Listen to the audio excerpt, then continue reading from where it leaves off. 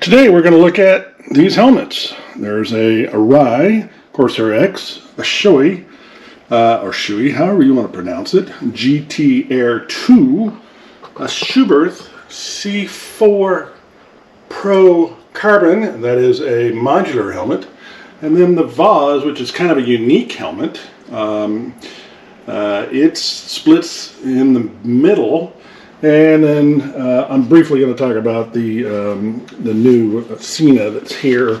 I haven't got enough time in the saddle with this one to really discuss it properly.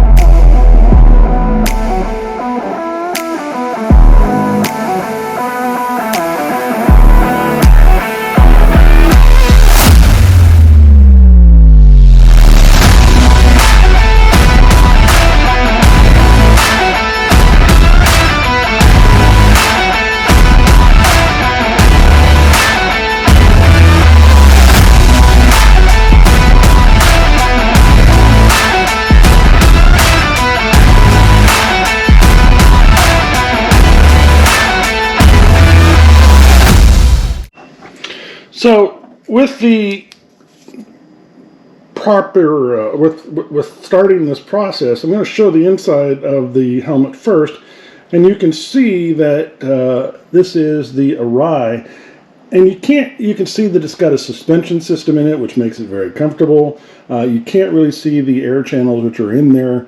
To get an idea on that hole that's there, you can see it. Okay, what you can also see though is that I took the D-rings and replaced them on this helmet. It's more visual over here, and put an adapter on there just because I don't like the D-rings from that perspective. But the helmet's very comfortable, and it's probably one of the more comfortable of the 5 that I've got out here. And so then we'll take a look, and I put my own Cardo pack talk on it, of course. And then you take a look at the top of the helmet. And the top of the helmet's kind of, it's got air dams here that are, 2 positions, and they're each individually controlled, which is kind of unique. And you got one here. And then you also have one in the front. Sorry about that noise. This is the one that's in the front. It's actually a 2-position scenario, so it goes there, which is wide open, and you've got, other positions that are closed. Now, this is one of the complaints that I have on this helmet. This helmet's locked, and I'll give you an idea. You can see how it's locked, and you can see this lever that's sitting there. It's got too much glare on it. Hang on, let's see if I can get this right. It's got this glare on it, or excuse me, it's got this lock on it, and the lock is really, it's a bear. It's a pain in the behind, okay? It's not easy to do, even with gloved hands or whatever the case may be, or without gloved hands. And it's harder to do while you're traveling down the road, even on a Spyder, which is my primary mode of, motorcycle. So you have to pull down on that, pull out to get this thing to clear, and then push it up. So with that in mind, let's see if I can get this done, but it's kind of tough to do. So I decided to stop the recording and do it, and it took 2 hands to get it to open. Another look inside, some degrees, the helmet. It's very, very comfortable, as mentioned. Colors don't mean an awful lot, but you got plenty of room for the ears in there on both sides, of course. And the speaker system on this was the Cardo Pack Talk Bold scenario. The other thing that is kind of annoying about this, and I'm going to have to bring this down, is this outside sun shield. And you heard the lock just now, and this thing is not easy to move, but it does come down eventually, okay? And there are 2 vents right here. Not sure if you can see them. We'll give you a little bit more light on them. There you go. You've got 2 vents, 1 on each side. Okay, so it does make the helmet a little more comfortable in that regard. Okay, but from a convenience perspective, it's not the easiest helmet to deal with.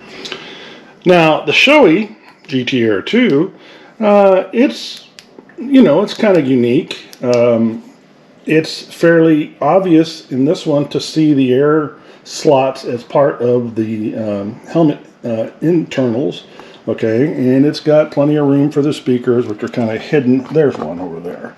You can see it over there in the corner. Okay, and this one has the Sena control system on it right there. And it's comfortable. It's not quite as comfortable as your Arai, but it's just about as cool. If you look at the other websites that are doing detail analysis on it, it's a fairly cool helmet. Not from a perspective from a perspective of temperature. Here's the controls over here on this side. Here's the slider for the internal sunshade, sun visor. Okay, you come down here and you can look at the top of the helmet. You can see that this is a pretty good air flowing vent here up at the top. It's fairly easy to adjust from the back side, and it's got two positions to deal with. The front only has one position to deal with, but it still provides plenty of air from that perspective in the front. And of course, it's relatively easy to pull this up. Still had to use two hands on the Shoei, but it's not the same locking mechanism. The locking mechanism on the Shoei is a little bit different. It just kind of holds it in place, and all you have to do is come here, pull up on the visor, or pull out on the visor, and it will automatically pop open.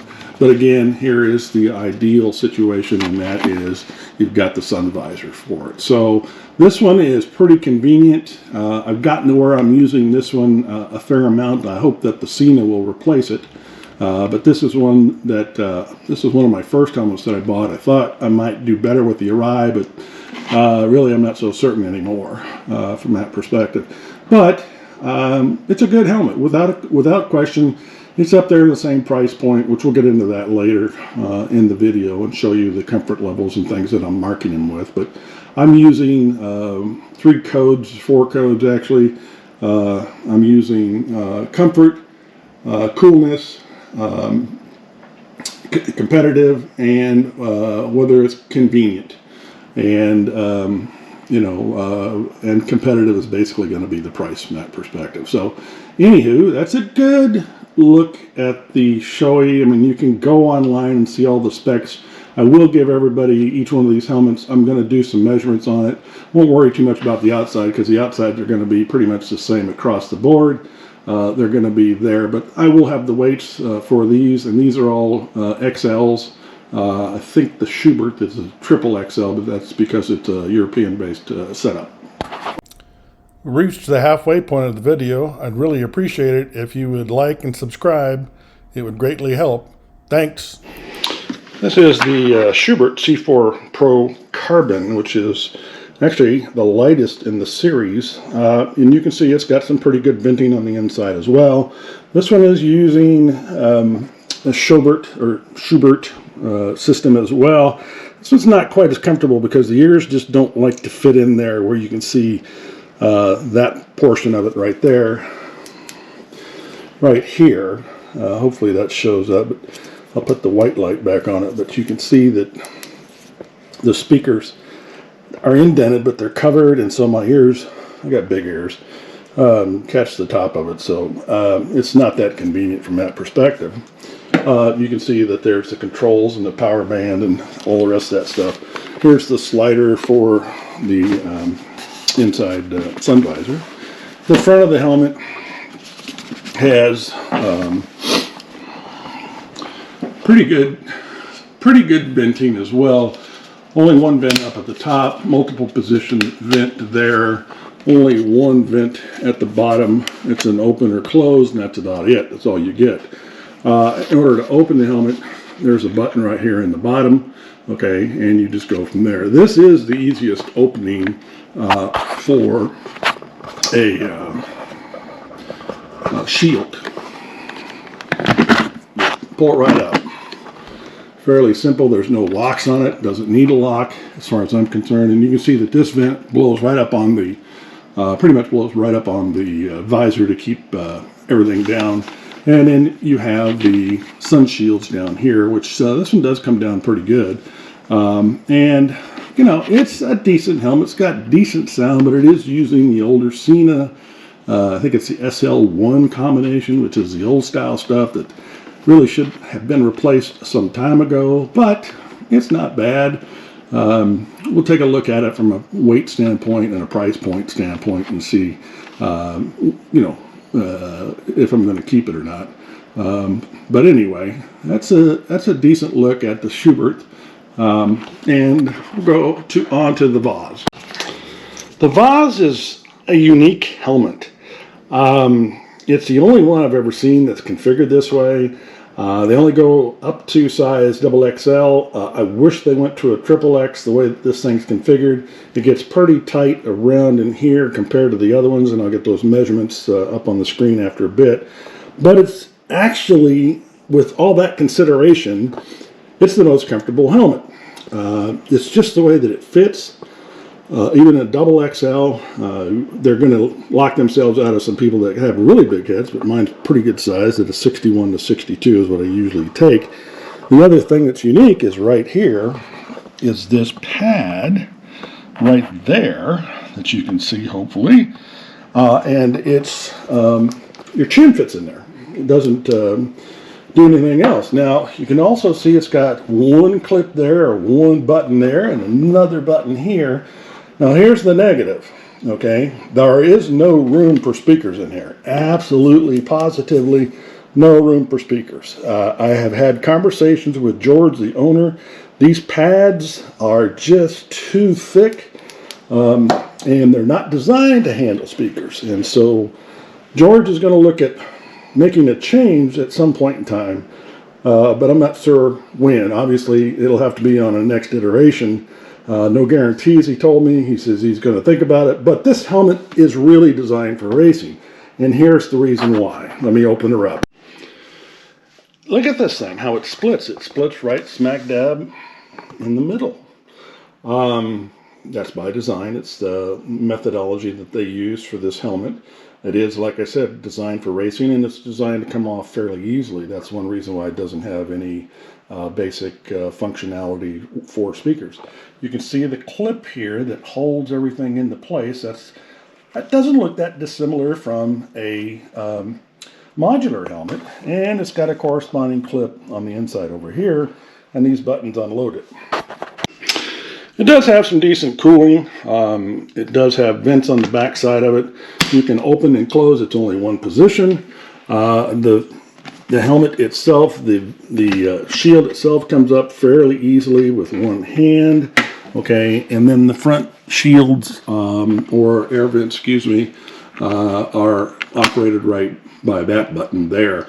There is no, as mentioned, there is no real sound system to it, and the other negative is it does not have a sun shield or sun visor. It's not, there just isn't a way to put one in here with the way that it splits. This helmet is actually DOT and ECE specified. It may very well be FIM for Australia, I'm not sure.